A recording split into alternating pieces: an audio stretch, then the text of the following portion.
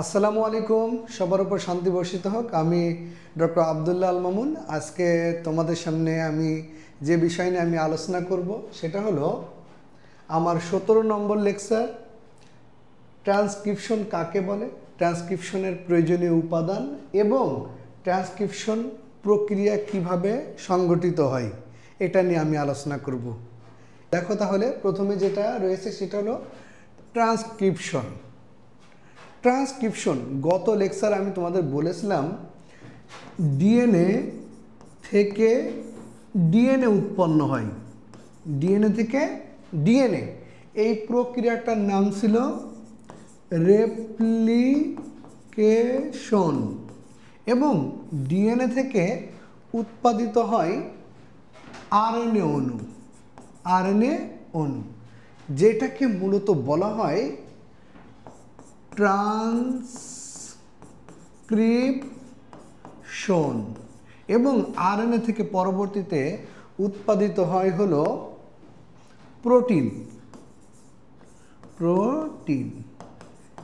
এবং যেটাকে বলা হয় ট্রান্সলেশন। দেখো তাহলে আমি আরেকবার বলি, ইনশাল্লাহ তোমাদের হয়ে যাবে।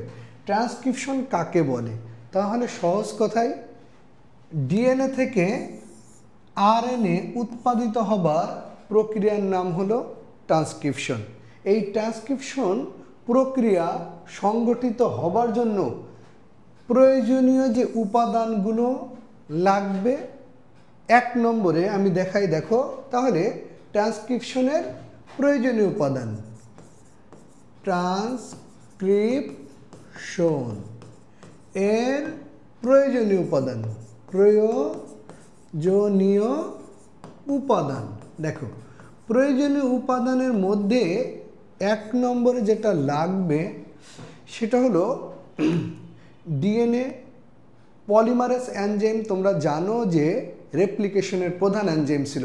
এখন যেহেতু আরএনএ উৎপন্ন হবে, এই ট্রান্সক্রিপশন প্রক্রিয়া সংগঠিত হবার জন্য প্রধান এনজাইম হলো আরএনএ পলিমারেজ এনজাইম। একটা গেল। দ্বিতীয় নম্বরে তোমরা জানো যে কিসের থেকে কি উৎপন্ন হবে? ডিএনএ থেকে আরএনএ উৎপন্ন হবে। তাহলে ডিএনএ লাগবে, যেটাকে আমরা বলে থাকি ডিএনএ টেমপ্লেট অথবা ডিএনএ সাস। তাহলে কি লাগবে? ডিএনএ সাসের প্রয়োজন হবে এবং সব কাজের জন্য আমাদের প্রয়োজন হবে হলো এটিপি, অ্যাডিনোসিন ট্রাইফসফেট। এছাড়া আমাদের আরেকটা জিনিসের প্রয়োজন হবে যেটাকে বলা হয় কিছু সহযোগী প্রোটিন। কিছু সহযোগী প্রোটিন। তাহলে কিছু সহযোগী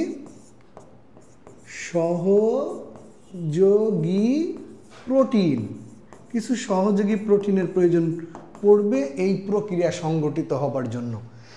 এবং এই কিছু সহযোগী প্রোটিনের একটা নাম আছে, এটা একটু মাথায় রাখতে হবে। সেটা হলো ট্রান্সক্রিপশন ফ্যাক্টর। এবং তোমরা জানো সবাই যে ডিএনএ কিভাবে সংযুক্ত থাকে। ডিএনএ পেঁচানো সিঁড়ির মতো। এই যে দেখো, এটা একটা অংশ। তাহলে আমরা জানি যে এটা যদি 5 প্রাইম হয় এটা হবে 3 প্রাইম, এটা যদি 3 প্রাইম হয় এটা কি হবে? 5 প্রাইম। এবং তোমরা জানো যে ডিএনএর এই সূত্র দুইটি পরস্পরের সাথে যুক্ত থাকে। অ্যাডিনিনের সাথে থায়ামিন যুক্ত থাকবে, সাইটোসিনের সাথে 3টা হাইড্রোজেন বন্ধন দ্বারা গুয়ানিন যুক্ত থাকবে।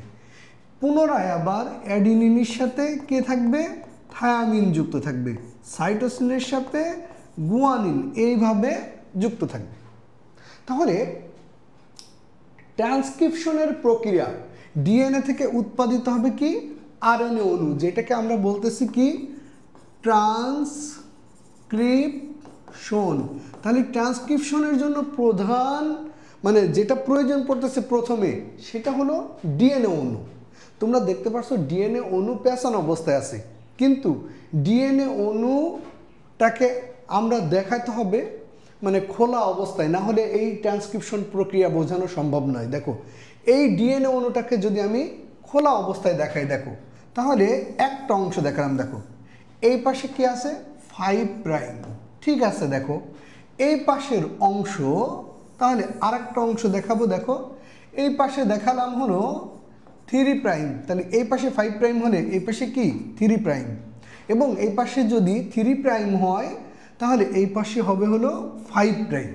দেখো তোমরা জানো যে ডিএনএ কিভাবে সংযুক্ত থাকে, অ্যাডিনিনের সাথে 2টা হাইড্রোজেন বন্ধন দ্বারা থায়ামিন যুক্ত থাকে। পরবর্তীতে সাইটোসিন, এই পাশে দেখাবো গুয়ানিন, এই পাশে অ্যাডিনিন যদি দেখাই এই পাশে দেখাবো হলো থায়ামিন, এই পাশে যদি থায়ামিন দেখাই এই পাশে দেখাবো হলো অ্যাডিনিন, এই পাশে যদি গুয়ানিন দেখাই এই পাশে দেখাবো হলো সাইটোসিন। এভাবে ডিএনএ সূত্র 2টি পরস্পরের সাথে সংযুক্ত থাকে। দেখো এই ট্রান্সক্রিপশনের যে প্রক্রিয়া, এই ট্রান্সক্রিপশন প্রক্রিয়া 3টি ধাপে সংগঠিত হয়। ট্রান্সক্রিপশন প্রক্রিয়া কয়টা ধাপে সংগঠিত হয়? 3টি ধাপে সংগঠিত হয়। 1 নম্বরে প্রথম যে ধাপটা, এটাকে বলা হয় সূচনা ধাপ, এবং 2য় নম্বরে যে ধাপটা সেটাকে বলা হয় বর্ধিতকরণ ধাপ, বর্ধিতকরণ ধাপ। আর 3য় নম্বরে এই আরএনএ উৎপাদন প্রক্রিয়া যখন শেষের দিকে চলে আসে তখন সেটাকে বলা হয় সমাপ্তিকরণ ধাপ, সমাপ্তিকরণ ধাপ। দেখো আমি তোমাদের আর একবার বলি, তাহলে মোটামুটি তোমরা একটা ধারণা পেয়ে যাবা। প্রথমে তোমার জানতে হবে যে ট্রান্সক্রিপশন কাকে বলে। সহজ কথায় মাতৃ ডিএনএ থেকে নতুন আরএনএ উৎপাদিত হবার প্রক্রিয়াকে বলা হয় ট্রান্সক্রিপশন। এই ট্রান্সক্রিপশন প্রক্রিয়ার জন্য যে উপাদানগুলোর প্রয়োজন হয়, 1 নম্বরে আরএনএ পলিমারেজ এনজাইম, যেটা হলো ট্রান্সক্রিপশনের প্রধান এনজাইম, এবং ডিএনএ সাসের প্রয়োজন হবে, এবং এটিপি যেটা হলো এই প্রক্রিয়া সংগঠিত হবার জন্য শক্তির যোগান দিবে, এবং কিছু সহযোগী প্রোটিনের প্রয়োজন হবে। সহযোগী প্রোটিনটাকে বলা হয় ট্রান্সক্রিপশন ফ্যাক্টর। দেখো ডিএনএ পেঁচানো অবস্থায় থাকে এবং ডিএনএর পেজ যখন খুলে যায় এটা একটা ডিএনএ সাস হিসেবে ব্যবহৃত হয়। তাহলে এটা একটা কি ডিএনএ সাস, এটা একটা ডিএনএ সাস। খুব ভালো করে মাথায় নিবা, প্রত্যেকটা ডিএনএ অণুর সাথে তোমার বংশগতীয় উপাদান বহন করার জন্য জিন থাকে, এবং তোমরা জিনের ডেফিনেশন জানো। জিন হলো ডিএনএ অণুর একটা খণ্ডিত অংশ যেটা বংশগতীয় উপাদান বহন করে বংশ থেকে বংশ পরম্পরায়, তাকে বলা হয় জিন। দেখো তাহলে ডিএনএ অণুর সাথে কি থাকবে? জিন থাকবে, 1 নম্বর পয়েন্ট গেল। এবং জিনের সাথে, এই জিনের সাথে কিছু নাইট্রোজেন ঘটিত ক্ষারকের সিকুয়েন্স থাকে, নাইট্রোজেন ঘটিত ক্ষারকের কিছু সিকুয়েন্স থাকে যেটাকে বলা হয় প্রোমোটার। তাহলে প্রত্যেকটা জিনের সাথে কি থাকবে? প্রোমোটার। আবারও বলতেছি, দেখো প্রোমোটার ডিএনএ অণুর নির্দিষ্ট সিকুয়েন্স যেগুলো এই ট্রান্সক্রিপশন প্রক্রিয়ার গতিটাকে ত্বরান্বিত করে এবং ট্রান্সক্রিপশন প্রক্রিয়া শুরু করার নির্দেশ প্রদান করে। তাহলে প্রত্যেকটা ডিএনএ অণুর সাথে জিন থাকে, জিনের সাথে কিছু প্রোমোটর থাকে যেগুলো ট্রান্সক্রিপশন প্রক্রিয়ার গতিটাকে ত্বরান্বিত করে, এবং এরপরে এই জিনের সাথে বা প্রোমোটরের সাথে এসে যুক্ত হয় হলো কিছু সহযোগী প্রোটিন। প্রথমে দেখো জিন ছিল, তারপরে কি রয়েছে? প্রোমোটর। এরপরে এসে যুক্ত হলো কিছু ট্রান্সক্রিপশন ফ্যাক্টর। এই ট্রান্সক্রিপশন ফ্যাক্টর এই ট্রান্সক্রিপশন প্রক্রিয়াকে সহজ করে দেয়, এবং ট্রান্সক্রিপশন ফ্যাক্টর যুক্ত হবার পরপরই যুক্ত হয় হলো ট্রান্সক্রিপশন প্রক্রিয়ার প্রধান এনজাইম আরএনএ পলিমারেজ এনজাইম। এই আরএনএ পলিমারেজ এনজাইম এসে যুক্ত হবার পরে এই ডিএনএর সূত্রটিকে খুলতে শুরু করে এবং এই ট্রান্সক্রিপশন প্রক্রিয়াটাকে শুরু করার নির্দেশ প্রদান করে হলো প্রোমোটার। কে নির্দেশ প্রদান করে? প্রোমোটার নির্দেশ প্রদান করে।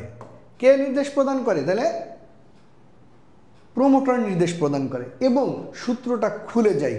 খুলে যাওয়ার পরের ধাপ হলো বর্ধিতকরণ ধাপ। দেখো এই এনজাইমটার নাম কি? RNA polymerase. RNA polymerase enzyme. দেখো এই আরএনএ পলিমারেজ এনজাইম নাইট্রোজেন ঘটিত ক্ষারের নীতি অনুসারে, গতদিন আমি তোমাদের বলেছিলাম যে নাইট্রোজেন ঘটিত ক্ষারের নীতি হলো অ্যাডেনিনের সাথে 2টা হাইড্রোজেন বন্ধন দ্বারা থায়ামিন যুক্ত থাকবে এবং সাইটোসিনের সাথে 3টা হাইড্রোজেন বন্ধন দ্বারা গুয়ানিন যুক্ত থাকবে। তাহলে অ্যাডেনিন যুক্ত থাকবে থায়ামিনের সাথে, সাইটোসিন যুক্ত থাকবে গুয়ানিনের সাথে, এভাবে পরস্পরের সাথে যুক্ত থাকবে।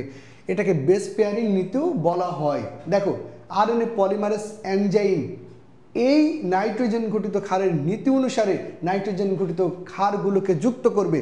যদি দেখো ডিএনএ সাসের সাথে আছে হলো সাইটোসিন, এই পাশে 3টা হাইড্রোজেন বন্ধন দ্বারা যুক্ত করবে হলো গুয়ানিনকে এবং এই সূত্রটাকে বর্ধিত করতে থাকবে। যদি নাইট্রোজেন ঘটিত ক্ষারক ডিএনএ সাসের সাথে অ্যাডিনিন থাকে, এই জায়গায় একবারে ক্লিয়ার কনসেপশন থাকতে হবে। দেখো যদি ডিএনএ সাসের সাথে যদি অ্যাডিনিন থাকে তাহলে 2টা হাইড্রোজেন বন্ধন দ্বারা ইউরাসিলকে যুক্ত করবে। কাকে যুক্ত করবে? ইউরাসিল। এখানে কিন্তু থায়ামিন যুক্ত হবে না, কারণ তোমরা জানো যে এখানে কি উৎপন্ন হচ্ছে? আরএনএ উৎপন্ন হচ্ছে, আর আরএনএতে কখনো থায়ামিন যুক্ত হতে পারে না। এবার দেখো এই পাশে আছে থায়ামিন, কিন্তু এই পাশে কাকে যুক্ত করবে? অ্যাডিনিনকে যুক্ত করবে। এভাবে ক্রমান্বয়ে সূত্রটিকে বর্ধিত করতে থাকবে। এবার সে যুক্ত করবে কাকে? সাইটোসিনকে। সূত্রটা বর্ধিত হবে সব সময়ের জন্যই 5 প্রাইম থেকে 3 প্রাইমের দিকে এবং সূত্রটা বর্ধিত হয়ে যাওয়ার পরে এই যে দেখো সমাপ্তিকরণ ধাপ যখন সম্পূর্ণ বর্ধিত হয়ে যাবে তখন এই আরএনএ পলিমারেজ এনজাইম এই নতুন যে সূত্রটা উৎপন্ন হয়েছে এটা ডিএনএ থেকে আলাদা করে দেবে। আরএনএ পলিমারেজ এনজাইম এই নতুন আরএনএটাকে কি করবে? সরিয়ে দিবে এবং সরিয়ে দিলে দেখো যদি 5 প্রাইম থেকে কত প্রাইম? 3 প্রাইমের দিকে এটা একটা নতুন একটা আরএনএ অণু, নতুন একটা আরএনএ অণু। দেখো তাহলে নতুন একটা আরএনএ অণু উৎপন্ন হয়েছে। তাহলে আরএনএ পলিমারেজ এনজাইম নতুন আরএনএটাকে ডিএনএ থেকে সরিয়ে দিল। নতুন যে আরএনএটা উৎপন্ন হলো এই নতুন আরএনএটাকে বলা হয় পিরি আরএনএ। পিরি আরএনএ বলা হয় কারণ এই নতুন যে আরএনএ অণু এর মধ্যে 2 ধরনের উপাদান থাকে।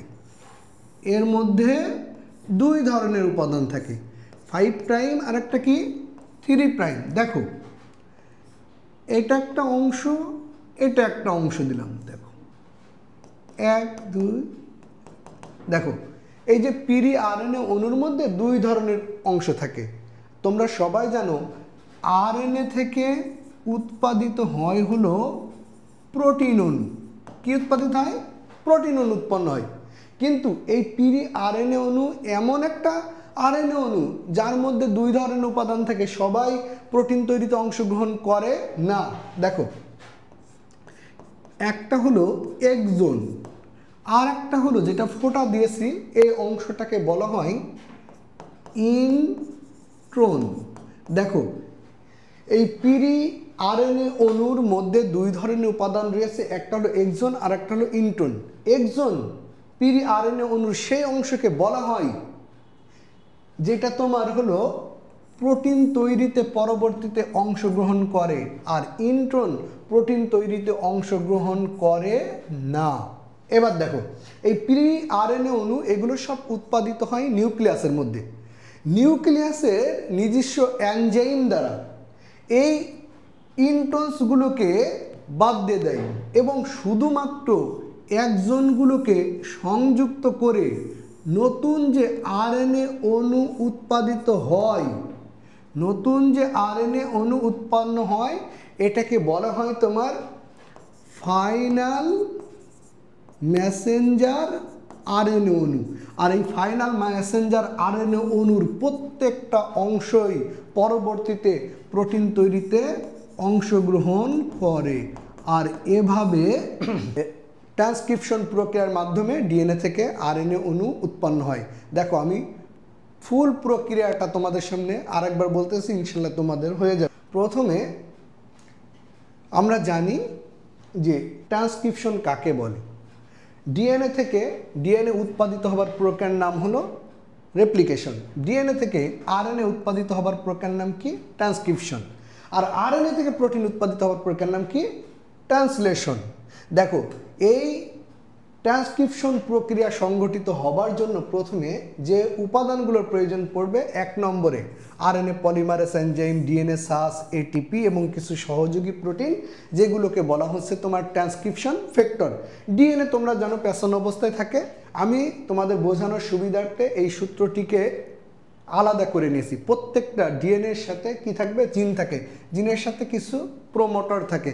প্রোমোটরের কাজ হলো এই ট্রান্সক্রিপশন প্রক্রিয়ার গতিটাকে ত্বরান্বিত করা। এরপরে প্রোমোটরের সাথে এসে যুক্ত হবে কিছু সহযোগী প্রোটিন। এরপরে যুক্ত হবে হলো RNA polymerase enzyme. RNA polymerase enzyme যুক্ত হবার পরপরই এই ট্রান্সক্রিপশন প্রক্রিয়ার সূচনা হবে এবং এই ট্রান্সক্রিপশন প্রক্রিয়া শুরু করার নির্দেশ প্রদান করবে হলো প্রোমোটর। এরপরেই হলো বর্ধিতকরণ ধাপ। RNA polymerase enzyme base pairing নীতি অনুসারে সূত্রটিকে বর্ধিত করবে। যদি ডিএনএ সাসের সাথে সাইটোসিন থাকে তাহলে 3টা হাইড্রোজেন বন্ধন দ্বারা গুয়ানিনকে যুক্ত করবে। যদি অ্যাডিনিন থাকে তাহলে 2টা হাইড্রোজেন বন্ধন দ্বারা থায়ামিনের পরিবর্তে ইউরাসিলকে যুক্ত করবে, কারণ এখানে আরএনএ উৎপন্ন হয়। এবং থায়ামিন থাকলে 2টা হাইড্রোজেন বন্ধন দ্বারা অ্যাডিনিনকে যুক্ত করবে। এভাবে সূত্রটা বর্ধিত হয়ে গেলে পরবর্তীতে আরএনএ পলিমারেজ এনজাইম নতুন এই আরএনএ অণুটাকে ডিএনএ অণুর থেকে সরাই দিবে এবং এই আরএনএ উৎপাদন প্রক্রিয়ার সমাপ্তিকরণ ধাপের সূচনা হবে। এবং সমাপ্তিকরণ ধাপে আমরা দেখতে পেয়েছি যে আরএনএ অণুটা ডিএনএ থেকে আরএনএ পলিমারেজ এনজাইম বের করে দিয়েছে, এই আরএনএ অণুটাকে বলা হয় পিরি আরএনএ। এবং পিরি আরএনএর মধ্যে আমরা 2টা অংশ দেখতে পারি, একটা হলো এক্সন আর একটা হলো ইন্ট্রন।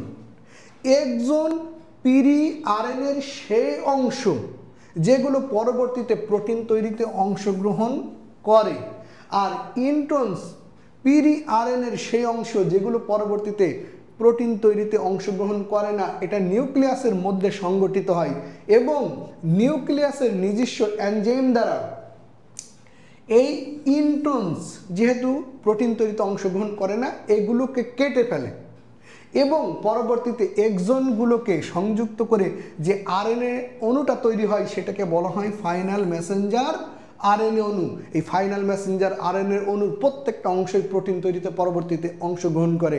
আর এভাবে ডিএনএ অণুর থেকে আরএনএ অণু উৎপন্ন হয়। এটাই ছিল আমাদের ডিএনএ থেকে আরএনএ অণু উৎপাদিত হবার প্রক্রিয়া। আশা করি সবাই তোমরা বুঝতে পারছো। আজকে এ পর্যন্তই, তোমাদের সাথে দেখা হবে পরের ক্লাসে। সে পর্যন্ত সবাই ভালো থাকিও। আসসালামু আলাইকুম।